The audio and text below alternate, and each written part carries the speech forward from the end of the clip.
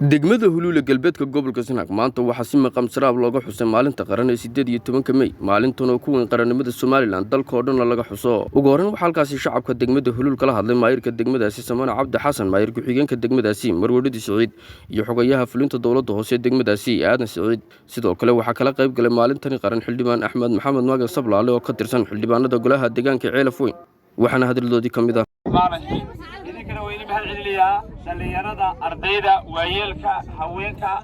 waayeelka soo baxay xildhibaanka golaha deegaanka ee Sablaale kala qayb galay xafladda dhamaantii waan salaamayaa mar labaad iyo mar saddexaadba waxaan kaloo ka salaamayaa shacabweynaha gobolka Sanaag iyo shacabweynaha Jamhuuriyadda Soomaaliland ee sanad guuradan 12 maanta ugu dabaaldegaya Jamhuuriyadda Soomaaliland gees ilaa gees laga dabaaldegayaa ciidanka qaranka mar labaad maxaa tahay anoolaado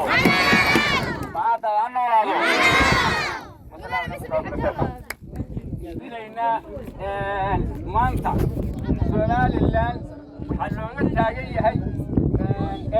May 18 May haweenayaan anna taasaan law walaal kulanahay taasaan la wadnaa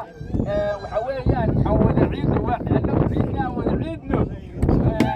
Soomaaliland hanoolaato Soomaaliland hanoolaato Soomaaliland hawaarto Soomaaliland hancidaato Jamhuuriyadda Soomaaliland hanoolaato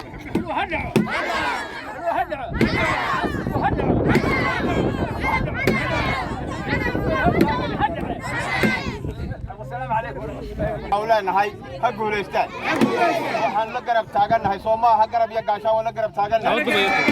هذا حوالات برد صومالا هنولا صومالا هنولا أنا ما صومالا هنولا هالكلام هذا كلام هم بلياننا دمان عد كستقو تاجرسن Jamhuuriyadda Soomaaliland annana waanu taageersanahay cid kasta oo Jamhuuriyadda Soomaaliland ka soo horjeedana waxaan leenahay ha dhacdo hadimato cid kasta oo Jamhuuriyadda Soomaaliland cadow ku ah haday dalka joogto iyo haday dibadda iyo haday gudaha tahayba aad iyo aad baan uga soo horjeednaa Soomaaliland u dubi mayso waxaanu kaloo halkan leenahay shacabka Soomaaliland xuduudda Soomaaliland baa la isku hayaa qabiilo iyo reer la isuba hayo waxaan ummadda aanu fahansiinaa cidda danaha gaar ah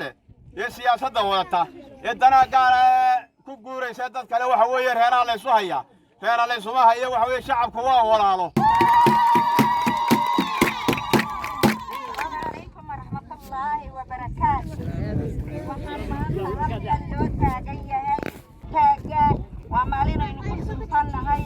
waxaan leeyahay meel kasta oo ay joogaan ama ay ka qabsoontay